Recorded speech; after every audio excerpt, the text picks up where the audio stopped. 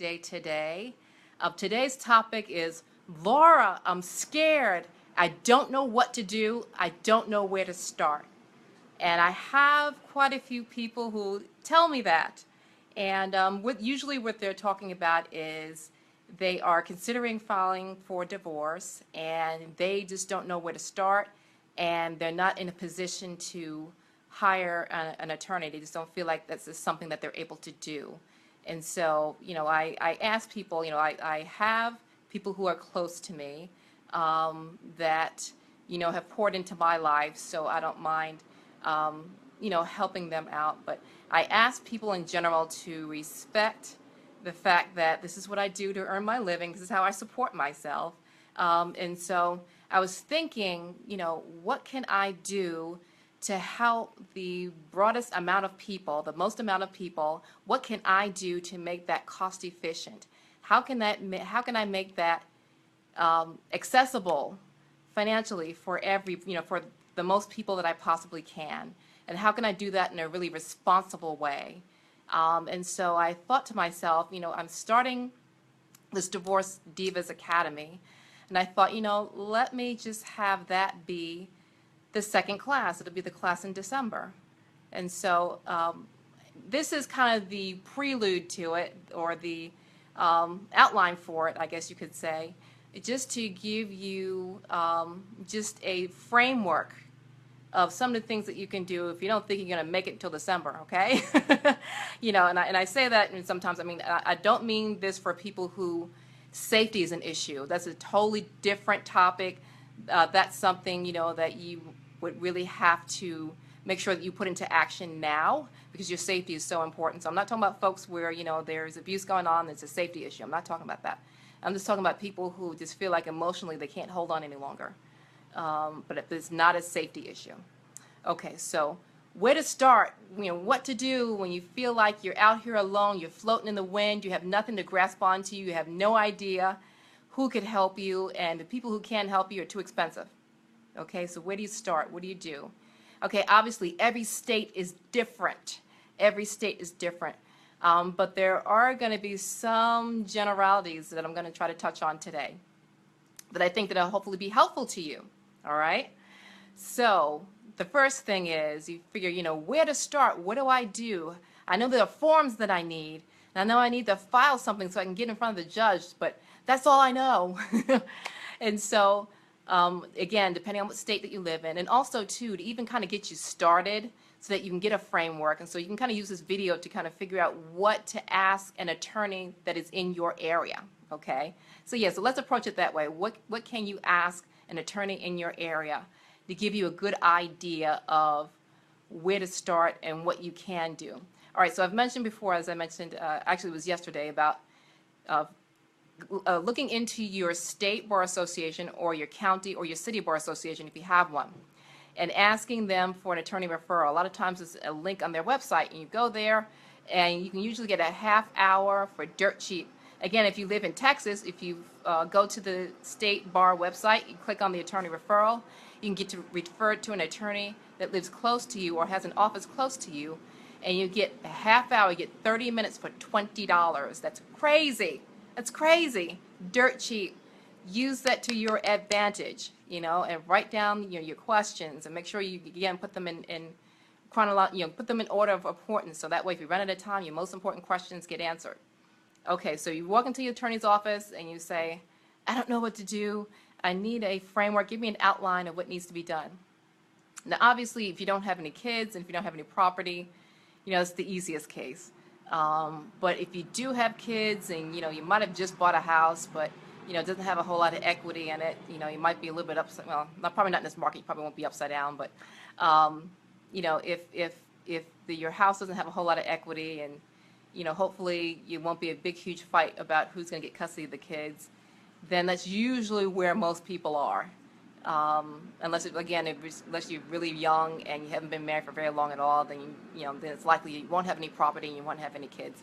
But at any rate, even if you do have a couple kids and there's no property, but it's not going to be a huge fight over custody, and hopefully the other side's going to be reasonable about what to do about if you do have a house or a little bit of retirement.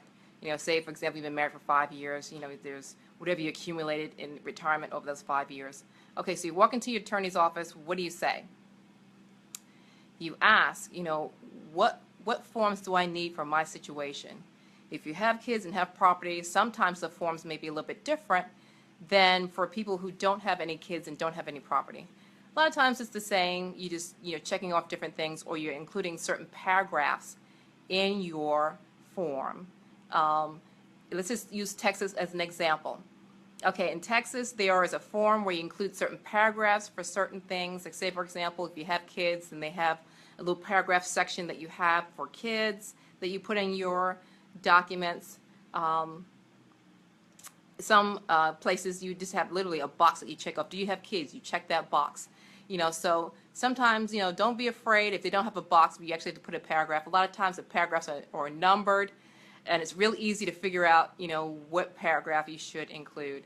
And a lot of times too, if you're not sure, go ahead and include it. The judge will just look at it and say, okay, this one doesn't apply. But if you don't have it in there and you do need it, then, that will put you in a little bit weaker position. So if you're not sure, put it in there, and the judge will say, okay, it doesn't apply to this case, but at least you have it in there so that you're asking for all the things that you want and need. Okay? So you figure out, okay, what document do you need first? A lot of times it is called a petition for divorce, or it might be a petition for dissolution of marriage, or something similar to that title. That is the document that says, you put it in the courthouse and you say, this is a document that says that I want to get a divorce. Another thing is, people ask, okay, does anything go along with those documents? Yes. There is something called a citation, and that is a notice document to your, I'm assuming most of you are women, so I'm just going to assume that you guys are ladies, and I'm just going to speak in that framework, okay? So it's going to let your husband know that he's being sued for divorce, because that's what it is. A divorce is a lawsuit. Technically, that's what it is. And so you need a citation saying, hey, you have been sued. You have X amount of days to respond. If you don't respond, then your wife can move forward without any further notice to you. That's essentially what it is. And usually on the back, they have something called a return of service.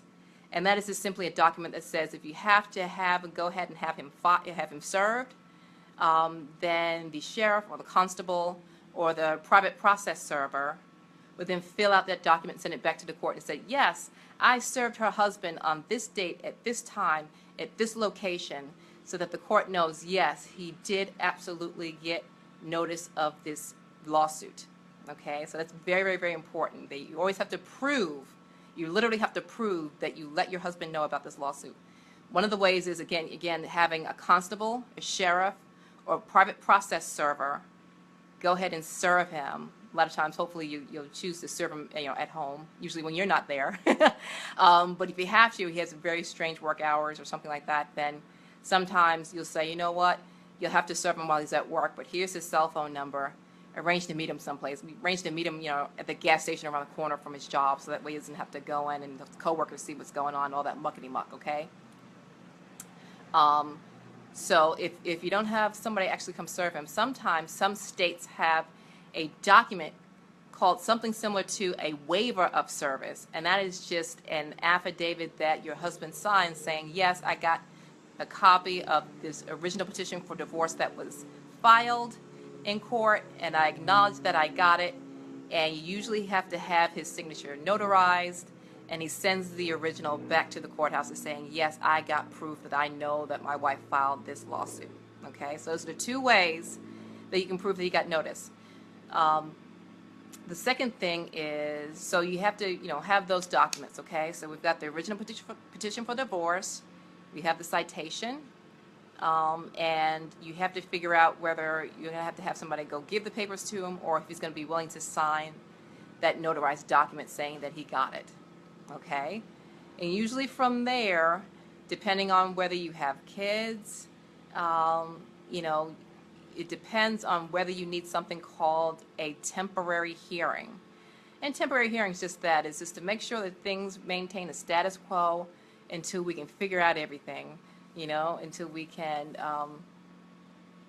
get all the information that we need to finalize the divorce. Okay, and sometimes people need temporary hearings when they're not getting any child support and they need child support. So we need to go in and say, Judge, set the child support amount. Sometimes people can work that out on their own and just say, just give me, X amount. I know that's about, 20% or whatever it is of their net income. Another thing, too, you can find out how to calculate child support most of the time by going to your state attorney general's website. So whatever your state attorney general is, there's usually a child support section on there, and it usually has those child support calculators, and it shows you how to calculate the proper amount of child support. Okay, so we're going to use Texas again as an example. Okay, so say that, let's just say for argument's sake that your husband makes $50,000, okay? That's the gross income. You take a look at what he pays in income taxes, whether it's state and federal. Then you take a look at whether he pays union dues, because that gets taken out. So if he's a cop or a firefighter or something like that and he has to pay union dues, you take that out. And that's pretty much it. Everything else, if he's taken out for retirement, that doesn't, he can't deduct that amount from his gross.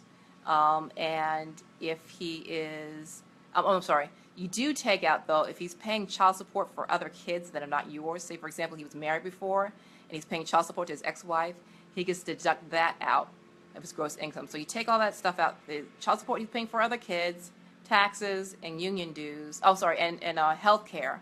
Whatever he's paying for the kids, for health premiums, not for you and not for himself, but whatever he's paying for the kids, then he can deduct that out.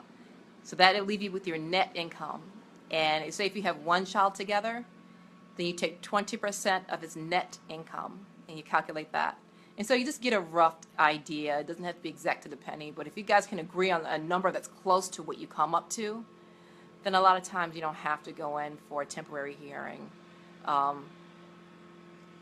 So, you have to consider those things. If you're not getting any child support and you need it, or if he's threatening to move around money, stuff like that, you might have to have one. A lot of times when you file, they'll have something called standing orders that get attached to your original petition to divorce, and that just says, don't start going around moving around money. Don't try to take anybody off your health insurance. Don't make any changes to your retirement, the way that's set up right now, until everything gets settled. So a lot of times, again, if you can avoid doing a temporary hearing, even if you do have an attorney, because you're going to pay your attorney to go to the hearing, so it's always going to be more expensive. So if you can come to a reasonable agreement with your husband about child support and about other stuff, try to avoid that. So if you can work that out, that's always better. Okay, so that's if you need a temporary hearing, that's what documents need to file. Then also, too, talk about scheduling. How do I finalize everything? What do I need to do? Again, if you don't have any property or don't have any kids, and you guys are just taking whatever you guys have in your possession right now, so if he's got his car, he keeps that car. You got your car, you keep that car. Whatever clothes you got, all that stuff, then that's real easy, and you can just go ahead. Once you're able to prove that he's got notice of this lawsuit, again, either by someone going and giving him the documents and serving him, or him signing that waiver saying that he got it, then you can ask the court to set a final hearing. And hopefully all that means is that you guys will come to an agreement, and you go to the courthouse and say, Judge, this is the agreement that we came to, and please approve it and give me my divorce. So that's usually what people do when they have no property, no kids. They come to an agreement, or they draw up something saying, look, he keeps the crap in his possession, I keep the crap in my possession. If you want to change your name back to your maiden name, then you'll have that in there. But, that's usually what happens when you have no property, no kids. But if you do have property, you do have kids, you usually have a document that you exchange. Let's use Texas again as an example. You have a document called an inventory and appraisement. And that's where you guys will write down all the debts that you know about and all of the assets that you know about. So you write about the value of your car. If you have any retirement, you put that information down. if you have, whatever is in your savings account in your name, whatever your credit card debts are, all that stuff is listed on this form. And then you guys will notarize it and you will exchange it. So he will make out a form, sign it, and give it to you, and vice versa. You will make out a form and sign it and give it to him, so that way you guys know what is out there. And also, you can also ask him for a credit report, and you guys exchange that too. So just in case, something you forgot about, oh yeah, 5 years ago, I forgot I couldn't pay off that, whatever, that 24-hour fitness membership, I forgot they went to collections, and, that's still on my credit, and they're still saying, that's still owed. Sometimes stuff like that happens. So, you get a free credit report every year. So just pull your credit report and see what's on that, so make sure you don't forget about anything. You ask to exchange that. So those are the two things to try to figure out. You make sure that you know exactly what's what.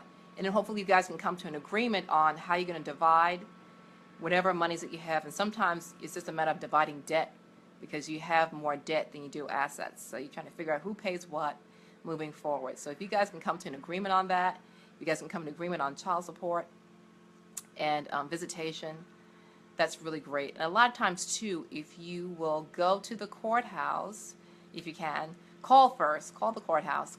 And the place that you're calling is the law library. Most of the time, the same courthouse where you file your papers, they will also have a law library.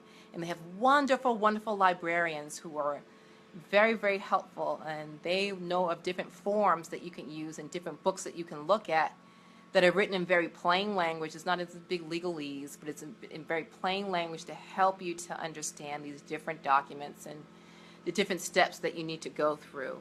Also, too, if you go to different websites, like, for example, some websites like the Legal Aid, like there's an organization called Legal Aid of Northwest Texas, and that's where people go who don't have a whole lot of money, but they want a divorce, or they're in a custody situation, they're fighting for custody of their kids, or whatever it is, or sometimes a lot of times they're in a domestic violence situation and they go there for help and they don't have a whole lot of money. A lot of times these organizations will have websites that have forms on them that may be very helpful to you. So you can also look on those websites, and sometimes sometimes these organizations will be called Equal Justice, or something similar to that in the state where you live. So also look for free help that way, so that you can have forms that are up to date. Don't go to your regular law library. I'm sorry, don't go to your regular library, not law library, regular public library, and try to look up stuff, because a lot of times those books are 10, 15, 20 years old, and the forms are a lot different now. So you'd be filing these ancient forms. You're like, the judge are like, where'd they get this from? So you want to make sure that the forms that you have are up to date and proper forms to file. Okay, so one of the places to go to is, like I said, one of those kind of legal aid websites that are helpful for people who don't have a whole lot of money. Or you can go to your law library in the courthouse where you file your documents. And librarians are very helpful, and they'll show you what books to go to. And also, a lot of times also there'll be forms. And a lot of times the forms, they'll have computers in the law library, and the forms will already be a Word document that you just go ahead and get on the public computer and fill that out. Now, obviously, when you do that, you want to make sure that you restart the computer. Whenever you're on a public computer and you're filing important documents like that, when you're done with that computer, you always want to make sure that you restart it. You want to erase the memory as much as you can to make sure that you don't have those documents with your important information on there. Okay, so if you're left to that, then that's what I've suggested you do. But a lot of times, if they do have those documents as a Word document, a lot of times you can email that document to yourself, go home and use your personal computer and fill out that document, and then either mail it in or go back to the courthouse. That's really what I would suggest that you do. If you don't have a computer at home, if you don't have internet at home, I understand that. Then use the computers at the law library. But if it's already a Word document that's on their computers, go ahead and take that document and email it to yourself, and then fill it out at home on your own computer. So that way you're not worrying about who's looking over your shoulder or who may come use the computer afterwards, and you may have accidentally left important information on there. Okay, and really, what's the last thing? A lot of people ask me, how do I set up? How do I arrange for this case to be finalized? How do I arrange a final hearing? And again, a lot of times that doesn't mean you guys are coming in and giving testimony and all that stuff. Hopefully that just means that you are just asking the judge to approve the agreement that you already come to. So a lot of times the document that you would need is the final decree of divorce. Is usually the title, or just the decree of divorce, or something similar to that is what it would be called in your state. But it'll be the document that actually grants you the divorce. That's what you tell the law librarian. What's the document that actually grants me the divorce? And they'll say, yeah, it's the final decree of divorce, or the final order of divorce. Something similar to that would be, what it's called in your state. And, you'll fill out that document, and you have to make sure you include everything. So you'll look at that inventory and appraisement, and you make sure that you're covering all the debts and all the assets, and make sure everything is divided. And hopefully you will sign it, and your husband will sign it, and then you'll ask for the judge to sign it. And so you say, okay, how do I schedule to get in front of the judge so that he signs my final decree of divorce? Okay, so after you prove that your husband got notice of the lawsuit, again, either by him signing the affidavit, or the constable or the sheriff or the private process server gives the court a return of service saying, yeah, I served him, then you can ask and say, court coordinator is usually who you're writing to, whoever the court coordinator is. I'm available, any date after December 15th, or whatever it is. You say, please, set this for a final hearing, or some places call it a final trial. Set this to be finalized, and you'll put in, whatever space for them, the court, to fill out the date and the time that you guys are to be there. And you ask them to give you that date, and you include a self-stamped address envelope, addressed back to you, and sometimes too you might also go ahead and include an envelope that is going to be certified to your husband. You just include all that, and you have 2 copies of everything in there. You just ask the court, this already has the postage on it, please just drop it in the mail. Okay? And so a lot of times they will go ahead and do that, or they will say, well, no, a lot of times they will sometimes will charge you a fee to go ahead and send it to them certified. Some courts do that, or some courts will allow you to go ahead and include this self-addressed stamped envelope with the postage on it already. You can go ahead and call the clerk, the clerk's office at the courthouse where you have to file, and ask them what's the best way to do that. Okay, so usually when you're asking what we call procedural questions like that, okay, sorry about that. Usually when you're asking, procedural questions like that, they'll go ahead and answer you. But if you're asking, how's the judge going to rule about this, then they won't answer you. But if you're asking them, how are you supposed to do that, then a lot of times they'll answer you. Okay, or a lot of times, again, the law librarians are so helpful. Use them. They are wonderful people, and they're there to help you. And a lot of times they're just dying to, to help everybody that comes through the doors, because that's just the wonderful people that they are. I love them. They've helped me so much. And I've seen them help so many other people who are representing themselves and are scared to death and don't know where to start. And they're always very patient, and it will answer as many of their questions as you can. Obviously, you can't ask them for legal advice because they're not attorneys, but they can point you in the direction of what books to look at and what forms to use to get you along the way. Okay? So that's the kind of framework and outline for people who, just say, Laura, I'm at my wit's end and I don't know what to do, and I'm scared. I'm really scared. Can you help just give me an idea? And again, I do that for folks who I have a personal relationship with, but I just ask you to respect the fact that this is how I make my living, and so I can't do that for everybody. I just can't.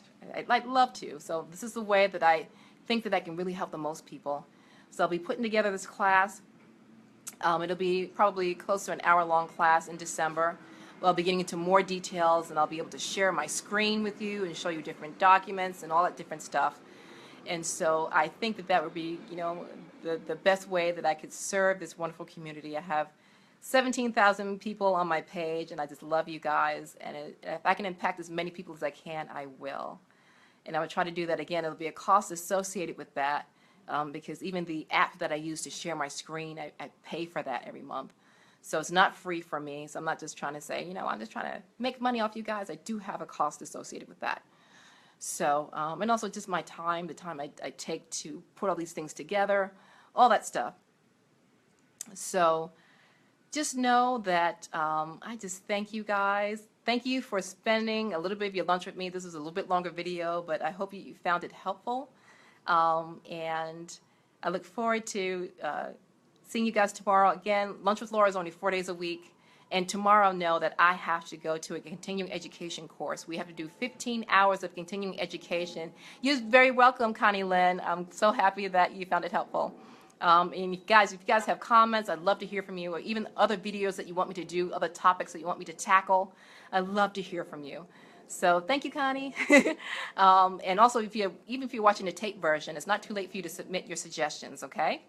So thank you, guys. So look for the posts that I'll have talking about the class in December. I will have a class November 1st. It will be our first class of Divorce Divas Academy. Whoop, whoop. And so that'll be on why dads disconnect from their kids, because I'm hearing that so much. The dads just disappeared, and moms don't really understand why, and you'd be surprised. It really doesn't have anything to do with you. So we're going to have Robin Braun with us. She is a licensed therapist here in Texas, and she's going to be talking about the reasons why she's found that men disconnect in her clinical practice.